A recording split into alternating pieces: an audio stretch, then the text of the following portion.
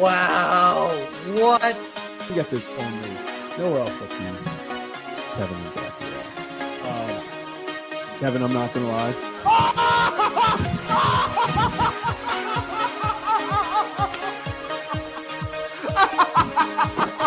Now we're not look at this. A carved penguin. There it is.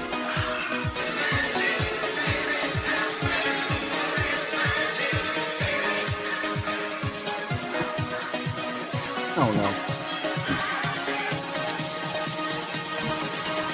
Are the O's fine? Are the Orioles fine, Kevin? I was so embarrassed. Okay. The Orioles stole it. That game was stolen. It was stolen from them, then they stole it right back. What? Oh my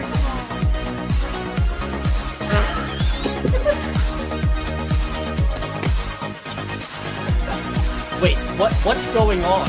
What is happening? What is going on? Was it a diving play? He bobbled the ball. What is happening? Are they challenging it? No. Other wall. No. Kevin, I don't know what you saw, how much you saw. I've been chugging champagne. Sure, I spilled a lot, but what a game, man. He will be the legendary Bird Fish. How about that? Bird Fish fans, stand up. We did it. What can I say? What can I say?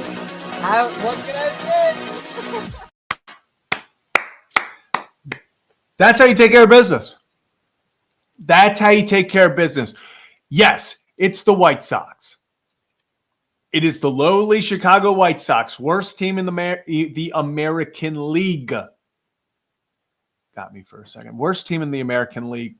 But you know what you do when you face off against the worst team in the American League? You sweep them. Plain and simple. If you're going to have 3 games against the Chicago White Sox, you need to win all 3, and that's exactly what the Orioles did. In fact, they swept the season series against the Chicago White Sox, all 6 games going to Baltimore.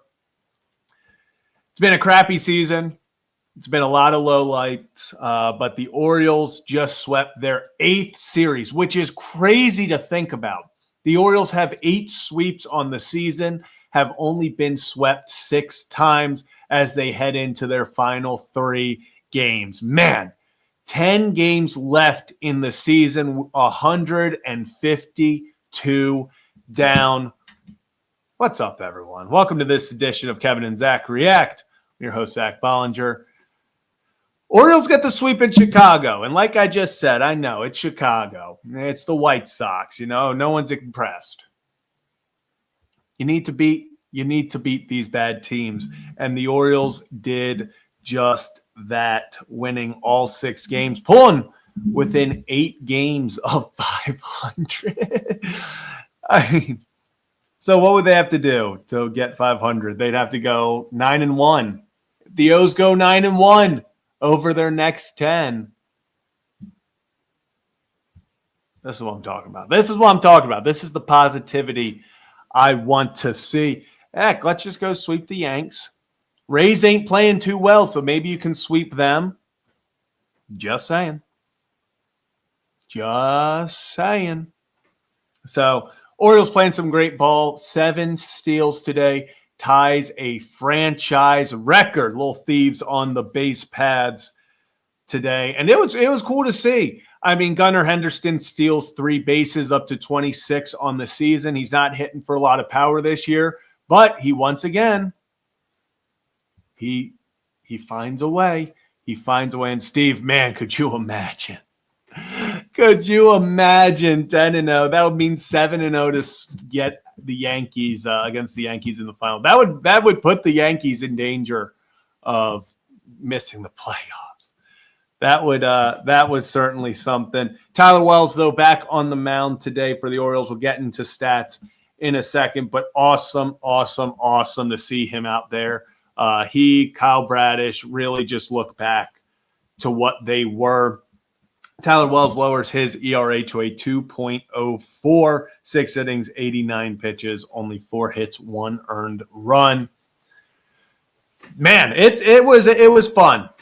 This was a fun series, and the guys needed this. They needed this series to get momentum back after being swept in Toronto. You get swept in Toronto, then suddenly you look back at it, and you need to get momentum going into this 7-game series against the Yankees. You need to. If you want anything to, I don't want to say anything to go well because they could win, but if you wanted to get the momentum, if you wanted to feel more confident going into a massive series against the New York Yankees, sweeping the White Sox was the way to do it. 3 games against the White Sox, they were your quote-unquote get-right games, and you got right. You got right. Let's look at the box score, though. Let's look at the box score. Hey, there we go. Jackson Holliday leads it off 0 for 5 game, snaps his 16-game on-base streak. Unfortunate there because you felt like Holliday was starting to put it together, but 0 for 5, back-to-back hitless games. Not awesome for Jackson, but you're going to have that over 162 games. Just hopefully he can bounce back against the Yankees and be a good top of the order bat they're getting on. Jordan Westburg, another 0 for 5, yet to get a hit since his return yesterday. I would assume they probably bench him tomorrow, just try to ease him back in, especially with, the travel day today. They'll probably, I would assume, bench him tomorrow, give him some rest. Gunnar Henderson, 2 hits, 1 run, 2 hits, 1 run in 5 at-bats. 3 stolen bases added on top of it. Gunnar Henderson, when he was getting on base, he was not staying there long. If he got on, he was not staying at first. He was going to second. He had a very fun cat and mouse game in I believe it was the 5th inning. Tyler O'Neill up to bat where he stole third base.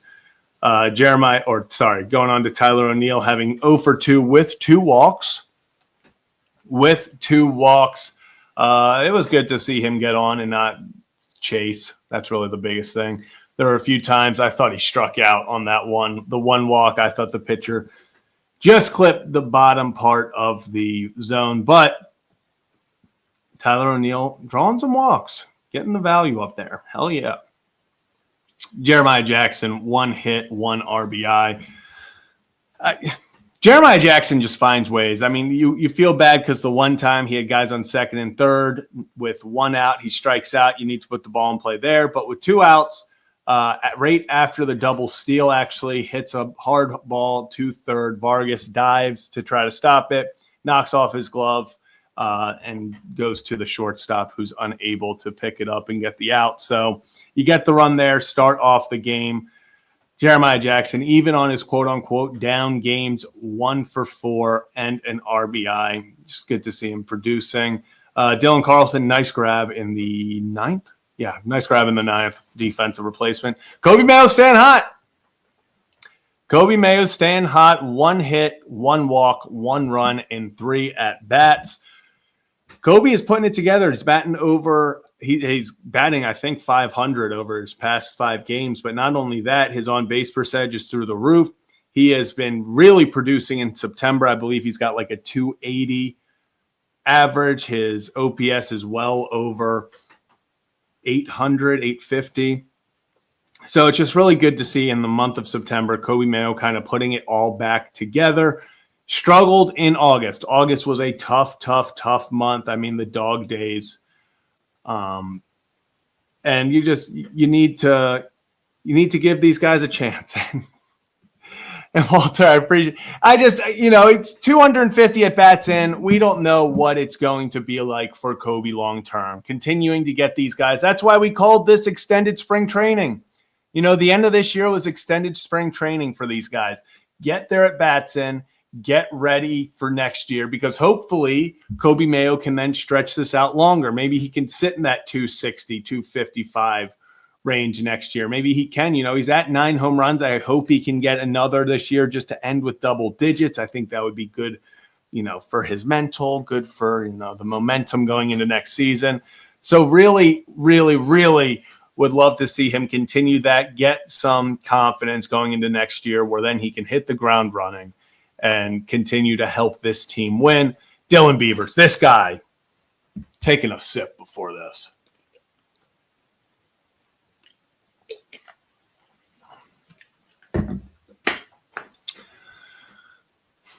Death, taxes, and Dylan Beavers helping you win ball games. 1 for 3, 1 walk, 1 homer, 2 RBIs. Left on left, Dylan Beavers left the park. This kid is unbelievable.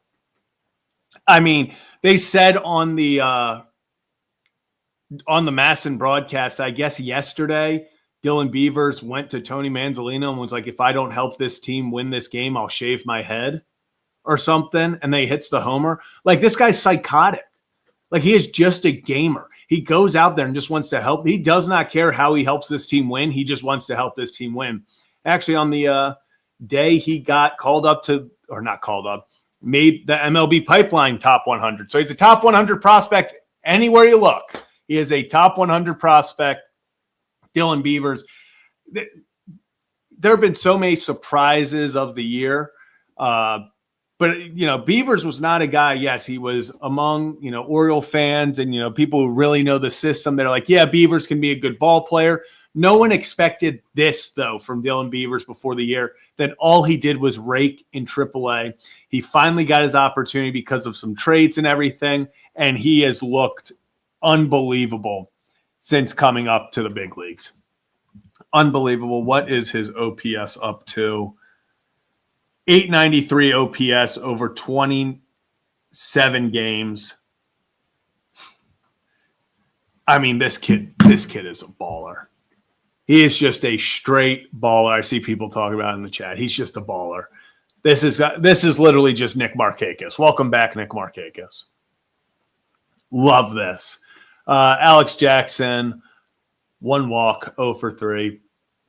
I don't know. I hope they keep Alex Jackson on the team. I don't know what they're going to do when Adley comes back next week or maybe this weekend, whatever it might be. But I hope they keep Alex Jackson as the third catcher.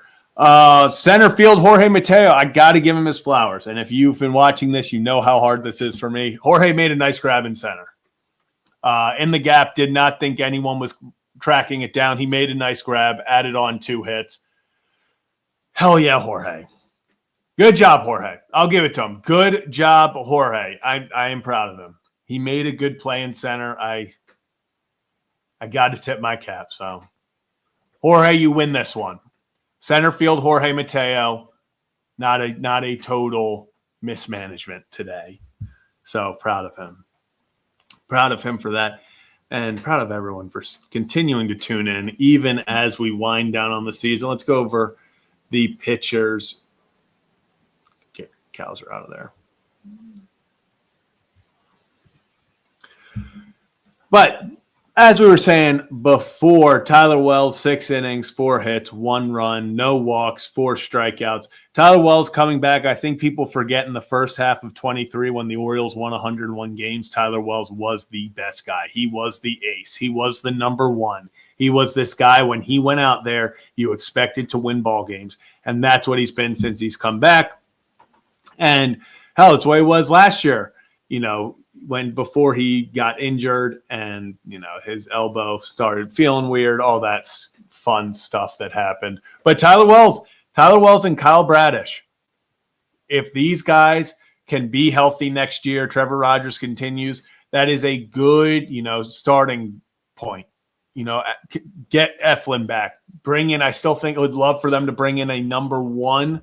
I think Kyle Bradish is a number 1. If you add another top-end guy to this rotation, I think this rotation, especially 1 through 3, 1 through 4, can go head-to-head with anyone. If you have Kyle Bradish pitching the way he has, you have Trevor Rogers even pitching 75, 70% of what he is right now, and then you bring in another top-end guy, I think the rotation's looking really good. I think the bullpen, honestly, is the bigger weakness and up in the air right now.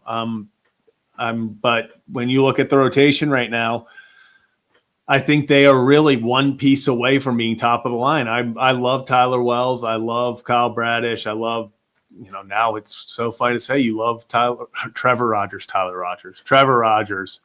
So, and then if he who shall not be named on this show can put it together, I mean, that's also not bad. It's also not too bad. So good to see them. Geraldo, 1 inning, no hits, no runs, no walk, 1 strikeout. Geraldo's looking a lot better. He went into that game, what was it, in Boston, when he then walked the bases loaded? No, what did he give up all the runs? What was I just remember when he was that was atrocious. And then Rico Garcia, 1 inning, same stat line, 1 strikeout, no hits, no walks, no runs. Very, good outing for Rico. And then Keegan Aiken with the save. Keegan Aiken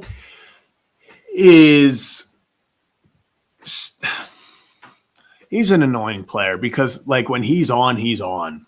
Like, he is good. And then, but when it's rough, it can be rough. That's the ups and downs of Keegan Aiken. And it feels like that's the ups and downs of the majority of this Orioles rotation, of this bullpen. It's not always the great games because they're great. It's how bad the bad games get. These guys don't just have, we gave up 1 run. It feels like it snowballs. That's been a problem for anyone. I think I would prefer someone with I think this is more of a Band-Aid type fix. We have enough. He sits in that 3, 4, 5. He's number 3 at his peak. We have a lot of those. The Dean Kramers, if you bring Eflin in, I think those Povich, McDermott, if you get those guys, all of them, Suarez, if he's back, they're high-end 4, 3s. I want them to go take a chance on a guy who can be your number 1 if possible, And yeah, Dean is the main culprit. Dean will give you 5 innings of really good ball, but his 1 bad inning will be 4 or 5 runs, and it's backbreaking. Like, how many times this season has Dean given up 4 or 5 runs in the first 2 innings, and then he ends up going 6, 7 innings, and you're like, well, you kept him in it. Like, would have preferred you not giving it all up in the beginning, but that it feels like that's a very, when Dean's on, he's incredible. It's just about avoiding that 1 big inning for him. But wanting to say appreciate you, Eric, saying it's depressing because I could think of 5 to 10 games that we should have won for sure. Get those games, and we're right in the wild card. Yeah, that's what sucks is, heck, the Toronto game a few nights ago over the weekend that they blew in the 9th inning. Like, there are so many games. How many blown saves they've had. That we can go back to that 12-game stretch where they went a 1-11 against the Twins and the Nationals. You go 500 there, 6-6. You're at 500 right now, or you're above 500 right now, and you're feeling good. Like, you're in the race, you're in the hunt. But that's what's been so frustrating is it's not like they've been at the beginning. Let's be honest, there were some uncompetitive games. Like, at the beginning of the season, there were some uncompetitive games, which that was a whole other issue. But you think about this, especially with all the injuries, how many times they just were right there. And heck, 1-7 homestand versus Houston and Boston a few weeks ago. Yeah, even if you split that, let's say you even just go, 3-5. It's a lot better. So overall, it's been one of those seasons. It really has. It's just been one of those seasons where they've come up short time and time again. What was so good about the 2023 team is they came from behind. They were never out of it, and they won a crap ton of one-run games. Actually, let's look it up.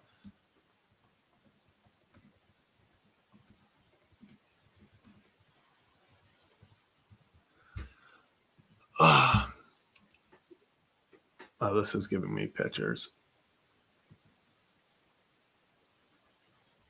Is it not gonna?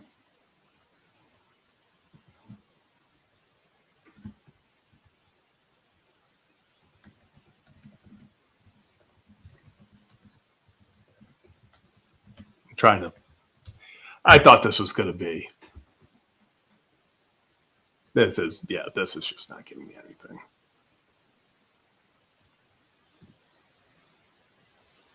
Yeah, that didn't give me anything. But you got the point. You got the point. I'm not going to spend any more time looking that up. But everyone's favorite time of the show. We got the Tankathon, baby. Ho, ho, ho, ho, ho, ho, ho, ho. Tankathon. But the good old Tankathon is back, and so are, the Orioles winning 3 straight. The Athletics have won 5 straight, and we have not even, we are staying neck and neck with them. Need them to win a game. 4 through 7 are on fire. Everyone has won, except Miami's just won 1 straight. But, they are giving us an opportunity to catch up. If we just went, I would love to sweep the Yankees, but if they lose a lot of games, at least they would move up in the rankings. So, it's about the positives. Let's go into our first one. We've gone down to 8 or 9, I swear, every single time.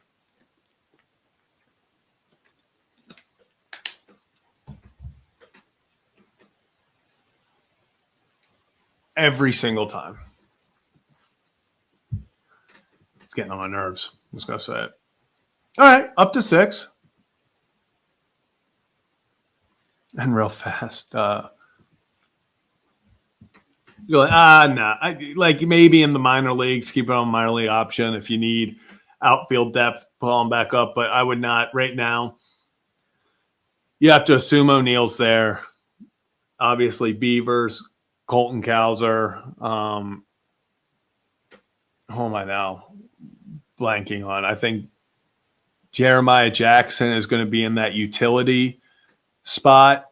I think they can do better. It depends if they want to try an Enrique Bradfield or someone out there.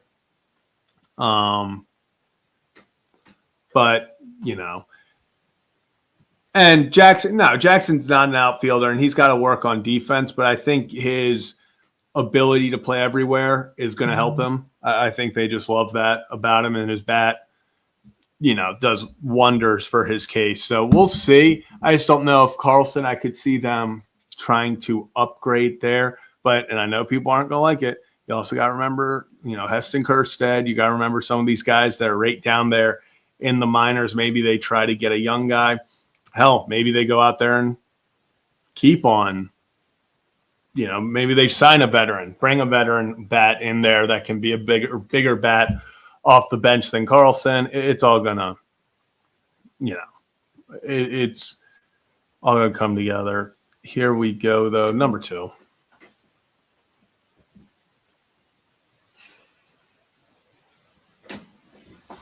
This is why we play the games.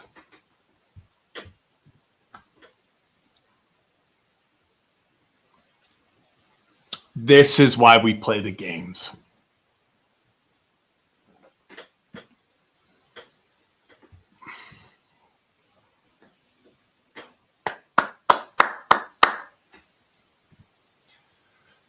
That's why you play. Absolutely incredible. That's why I play the games. And this is what we've talked about. Sit in that, win some games here, make it interesting, jump up a crap ton in the lottery. That's what it is. That's what we're doing. That's the goal, and we are sticking to it. If you don't like that, you don't like Orioles baseball. That's what I'm saying. That's what I've been saying all along. But I am going to put the link for call-ins in the chat in the members post for anyone who would like to call in to talk about this sweep.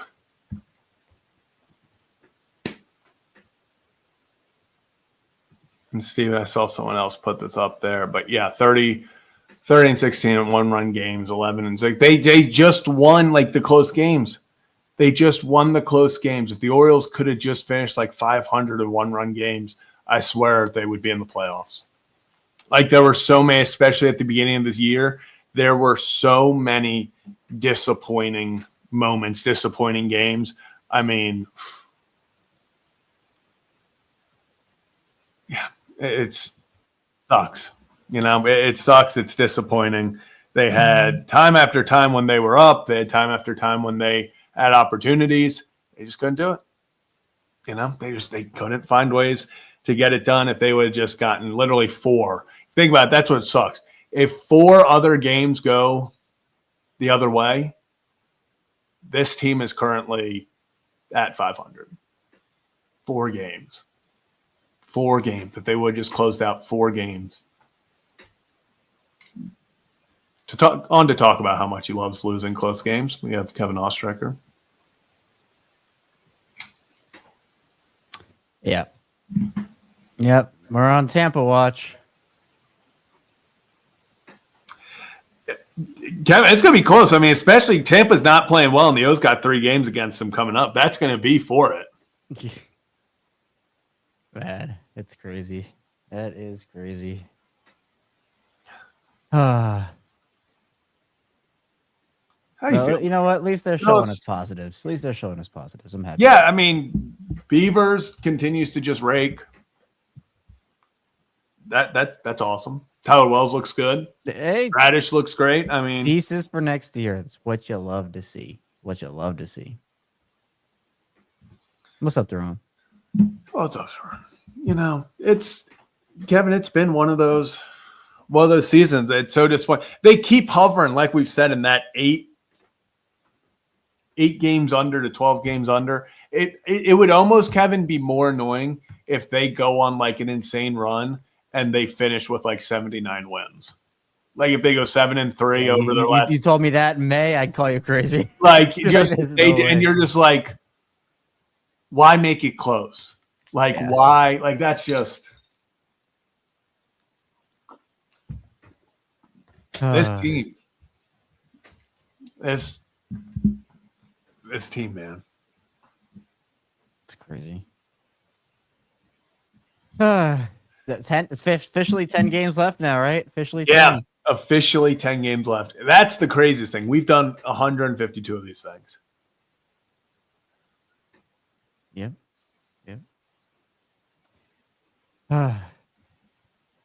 Actually, did we do one after week 1? Or did you do one after week 1?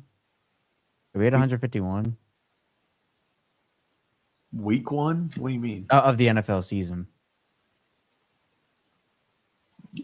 Oh, like did we do one after? Like, did you hop on and talk about? Yeah, I mean, we talked. They lost that one too, so we very a 5-minute mention. Yeah, I was gonna say when it's NFL Sundays and they like last Sunday, I mentioned in my thing that I was not mentioning. Like I went out of my way to be like, hey, we'll talk about the Orioles for like 30 seconds at the end, but they just lost 11-2, and I'm not killing the vibe with that. Like we will mention them. You know what happened. Well, Sunday night was also just a weird day.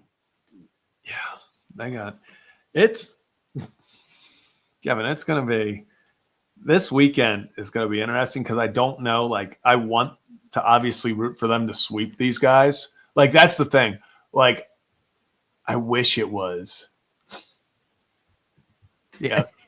That's so funny. It's so funny. There just wasn't much for us. Like, you know, I was like, what did you say after did they win? Did they win the Sunday of week 1? No, I think. I want to hear what you said for that game. No, we did. Yeah, because I went live after. Yeah, it was after the Ravens game. Yeah. Oh, if they did, it got erased really quick. That would have been what, Sunday the 7th? That's right. They lost 5-2 to the Dodgers. Oh yeah, that was Ohtani homered. Yeah. And yeah, I remember that game. Yeah. Oh yeah, that was another quick mention because I was not, especially after that Bills game, Oh was yeah. not talking Oh about, yeah. was not then switching. I think I probably talked about it more in that because I was like, all right, let's go. Also just get this out of the way.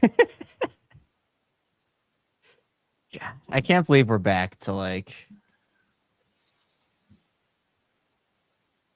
it being all this, like we have to slog through an Orioles season just to get to football season. And you're like I thought we were done with it. I thought we could be excited about both sports at the same time for the long haul. Even last year, we didn't get that. Like, Because they were so bad. the writing was very much on the wall of what was happening last year. Yeah. Like, it was. I still can't believe that Corbin went out there and absolutely shoved and they couldn't win on the game 1. Yeah. And Adam, appreciate you tuning in. Yeah, I mean, the Orioles on paper should be set for next year. They got to build a bullpen. Yep. I mean, like they had a decent foundation to the bullpen, and then Felix went down, and then Cano decided to stop pitching. Well, that happened. Obviously, Dominguez and Soto traded. They wouldn't have been in the immediate plans because of they were free agents. But then Kittredge gone, Baker technically gone. Like, so yeah, you got value for guys, but also like for the immediate win, like you now have to recoup those losses. Yes, you found guys like Dietrich Enns. You've gotten guys that have shown potential, but you still have to, that's going to be the biggest. And I think fans are going to hate it, but I would love it if they made 6 decently sized moves this offseason and 4 of them were just in the bullpen alone. I think that's the way to go. Grab a veteran bat, grab a top end-ish starter like a number 2 that can go in there, and then 4 guys in the bullpen that can help you get through a game and win. Yeah, although not for Amber Valdez anymore. Yeah, I'm so out on that. I can't do that. We have gone. Amber Valdez, Ken Rosenthal interview, go crazy. I can't. I just could not sit through that. Like if the vibes. It was just awkward. It was just super awkward. Yeah, and I just feel like we've already been through enough horrendous vibes at times this season. If we added in our pitcher just beaming our catcher, like imagine if that was Basayo. Oh, like, there was controversy about Dean and Basayo just because Dean looked to be and it wasn't even funny. like it wasn't even a thing. Yeah, they were pissed. They were both mad about the ump not calling the low pitch, and everyone's like, "Damn, Dean's pissed at Basayo." Like, F Dean. And everyone's like, "Could you imagine?" Yeah, no, it'd be great. Wouldn't be great.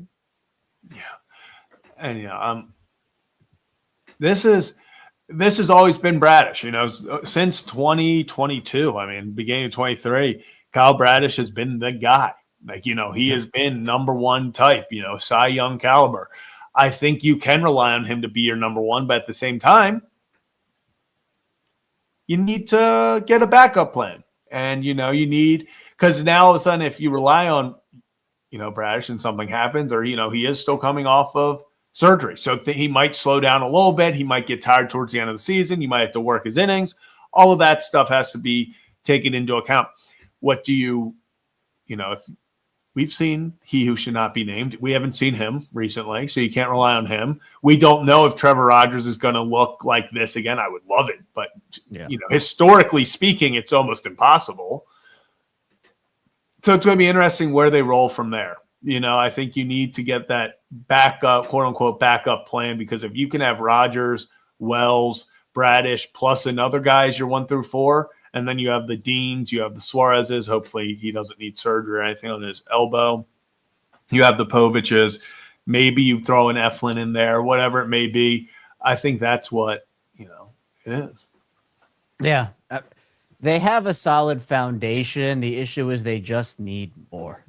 They just need a couple more pieces and everything else to fall in place in terms of guys stepping up. Because again, we honestly talked about this last season. Like a lot of the success of the Orioles, and this would have been true even if they did sign a bunch of guys or trade for a bunch of guys last offseason, a lot of that success was going to come through internal growth.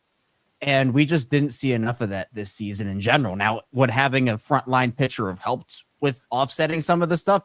Yeah, of course, right? Would having some more consistent options in the rotation and maybe another bat to provide some power for you, would that have helped? Yeah, absolutely. But we had talked about it, that not all these guys were going to pan out. Clearly, Heston was one of the guys that did not pan out.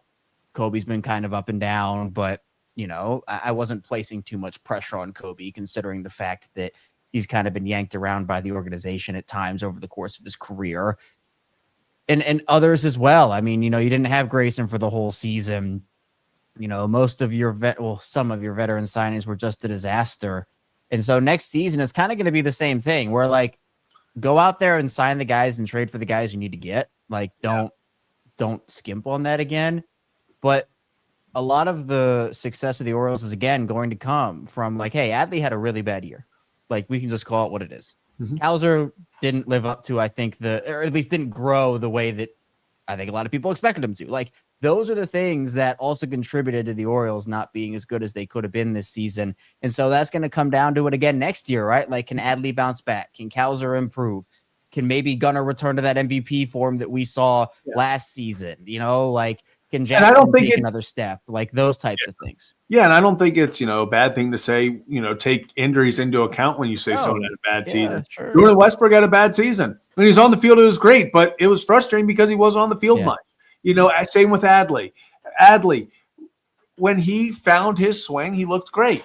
He just was always injured, always battling something. I mean, the injuries are what made Grayson Rodriguez, bad season. Why? We didn't see Grayson Rodriguez. And you add all those things on top of each other, and you're sitting here at 72 and 80, which, the fact someone said it, Kevin, win all 10, finish above 500. I don't even know what I'd do if this team finished above 500. That's what I said. I said that would be after what they put us through this season. That would be the funniest outcome of any of this. I'd be embarrassed if I were the Rays if I was the Rays and we finished below the Orioles. I'd be embarrassed if that was my organization and we finished below the Orioles. I mean, they're 2-8 in their last 10. I mean, the O's are 6. The Orioles. I mean, that would be the ultimate vibes play, though, for the Orioles heading into next season. Oh my gosh, Kevin, that would change everything. You're not this bottom. You're technically. I mean, I saw, because when the Orioles got eliminated, and I saw someone quote tweeted might have been foul territory or something or whatever, and it said that the Orioles have felt like they've been eliminated since April, and it is so true. Like, and then they might finish above 500, and we've been out on this team for like 4 months. I still remember when you hopped on here. I think you were getting pizza, and you officially were like, "I am out on the Orioles." That was like it was after that 4 Rays months ago. It was that. That's the when we traded everyone. It was that Rays game, and I was like, "I'm done." I was like, because they were up the entire game, then they gave up a homer to go ahead, and I was like, "I'm done." I was like, "I'm out of here." There were so many just deflating losses, and it was loss after loss after loss. Yeah, that. And it spiraled. That Tampa game was just. They would have the lead, and you'd be feeling good, and then out of nowhere, they would lose the game, and you're like, okay, it's just one game. And then they'd lose the next two, and you're like, I don't know what to say. Yeah. And it was funny because the Orioles had that happen, and then they did it to the Rays. Yankees are shaking. Yankees are shaking. Slim Katie, baby. Let's go. I know who you're talking about. I appreciate that. I appreciate Johnny's a funny follow on Twitter. He's a funny follow. I mean, if you had not traded these guys, I want this out there. If you don't trade Laureano, I don't think Beavers is getting the run he does. And you know who definitely ain't?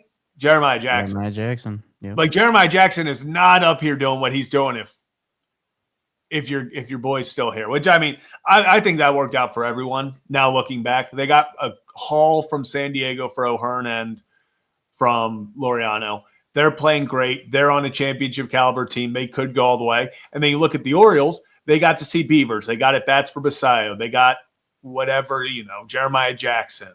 All these guys got more opportunities, and that's going to help them in the long run as well. Yeah, 100%. Let's see what's Basayo at bat wise right now. I was looking. I'll look at Beavers because they both. Let's see. They might both have to sit out. And when they do, it's about to get ugly in terms of. All right now 85 for Basayo. So yeah. Same with Beavers is at 80. They should probably be able to make it. They're probably each going to sit 3 games the rest of the way. There's 10 games left. Well, I mean, look, if they have 4 at bats for 10 games, it's 40. I think that's still. Maybe they sit 1 more game, but they're both not going to hit 130. It's 130, right? They're not going to hit 130. I'm trying to look it up until. And yeah, Hunter, you are correct. Okay. So this, so they're good. They are both good. Yeah, because I wanted to make it's 130. So if you even just do 4 at bats over 10 games. Well, I wanted to make sure it was at bats and not plate appearances. Oh, okay, gotcha. Because they're both at over 100 plate appearances, but because both of the Beavers especially. Beavers because the dude just finds ways to get on. He has 20 walks in the majors already, which is unreal. Yeah. So he's at 101 plate appearances and only 80 at bats. Yeah, they're both good. Play them the rest of the way. Yep. They're both good. You can play those guys the rest of the way. I'm not concerned about that because, like you said, they can literally get 4 or 5 at bats a game. Yep. And be good. But Kevin, anything else before we get out of here? No, I think that's it. Yeah, no one called in. Thanks, guys. But I don't know. Hey, big Yankee series coming up. Everyone get ready for that. Appreciate everyone tuning in. Big series against the Yankees coming this weekend, starting tomorrow. We'll be right back here talking about it each and every night. Hopefully a big series from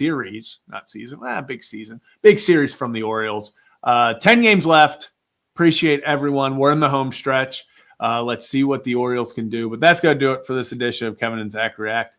And we will catch you guys tomorrow. Zach Britton. Austin Slater. That was messed up.